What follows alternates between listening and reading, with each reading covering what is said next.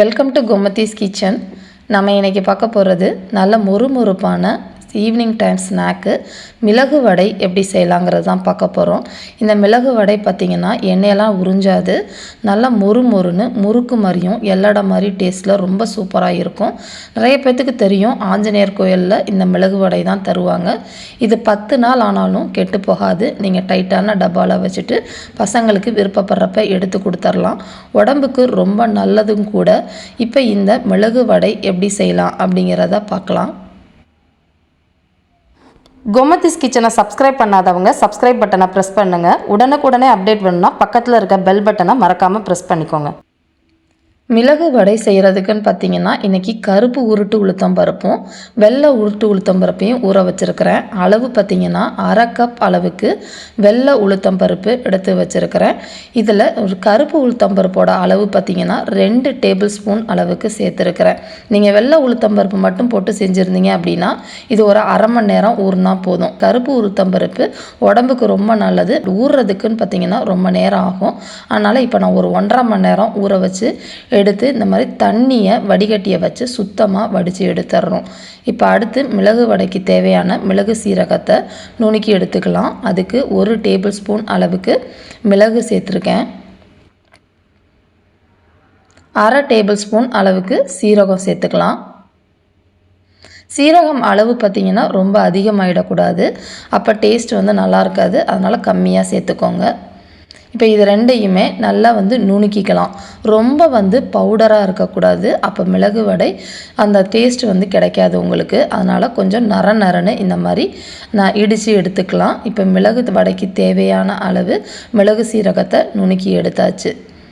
இப்போ அடுத்து உளுந்தை நம்ம மிக்சி ஜாரில் அரைச்சா போதுமான அளவு. ஏன்னா கிரைண்டரில் நம்ம தண்ணி ஊற்றி தான் அரைக்கணும். மிக்சியில் அரைக்கிறப்ப தான் தண்ணி ஊற்றாமல் நரன்னு நல்லா திக்காக அரைச்சி எடுத்துகிட்டு வந்துக்கணும். கொஞ்சம் கூட நீங்கள் தண்ணி ஊற்றக்கூடாது. இப்போ பார்த்தீங்கன்னா தெரியும், மிக்சியில் ஒரு பல்ஸில் ஒரு 10 தடவை விட்டிங்கன்னா இந்த மாதிரி உங்களுக்கு நரன்னு மாவு கிடச்சிருச்சு.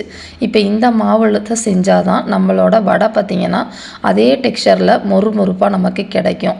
இப்போ இதை ஒரு பாத்திரத்துக்கு மாற்றிக்கலாம்.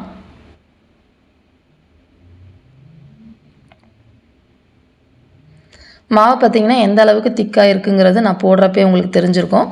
இப்போ நம்ம இடித்த மிளகு சீரக பவுடரில் நான் ஒரு 2.5 டேபிள் ஸ்பூன் அளவுக்கு இப்போ சேர்த்துருக்கிறேன் நான்.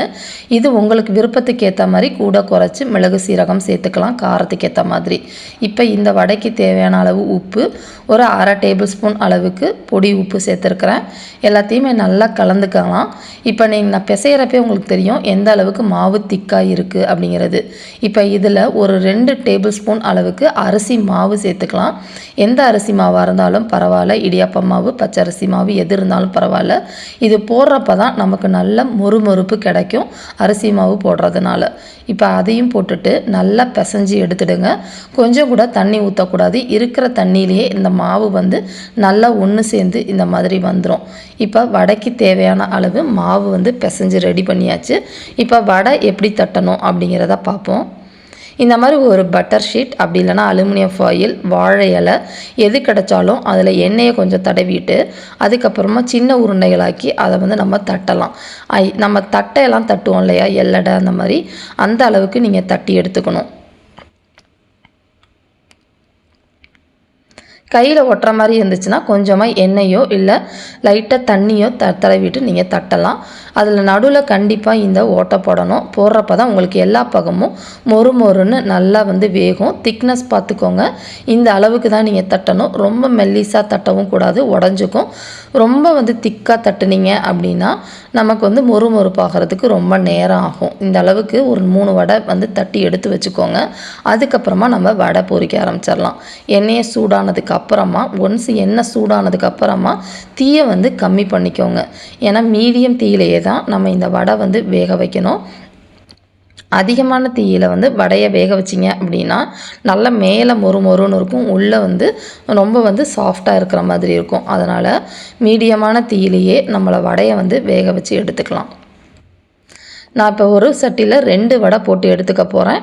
இது வந்து சாதாரணமாக எடுத்துக்கிறதுக்கு டைமுன்னு பார்த்தீங்கன்னா ஒரு 2லேருந்து 3 நிமிஷத்துக்குள்ளே 2 வடையும் வெந்துடும். அதுக்கப்புறமா எடுத்து பேப்பர் டவலில் வச்சுட்டோம் அப்படின்னா அதில் இருக்க எண்ணெயெல்லாம் நல்லா உறிஞ்சிடும். ஆறுனதுக்கப்புறமா நீங்கள் டைட்டான டப்பாவில் போட்டு வச்சுக்கிட்டிங்கனாலும் 10 நாள் வச்சு நல்லா சாப்பிட்லாம். இப்போ பாருங்கள் நல்லா வந்து பபிள்ஸ்லாம் குறைய ஆரம்பிச்சிருச்சு. இப்போ நம்ம வந்து பேப்பர் டவலுக்கு எடுத்து மாற்றிடலாம். நம்மளோட மிளகு வடை, அதாவது ரொம்ப சுலபமாக செய்யக்கூட ரொம்ப ஹெல்த்தியான மிளகு வடை தயாராகிடுச்சு. இந்த வீடியோ பிடிச்சிருந்துச்சுன்னா கமெண்ட் பண்ணுங்கள், லைக் பண்ணுங்கள், ஷேர் பண்ணுங்கள். தேங்க்ஸ் ஃபார் வாட்சிங்.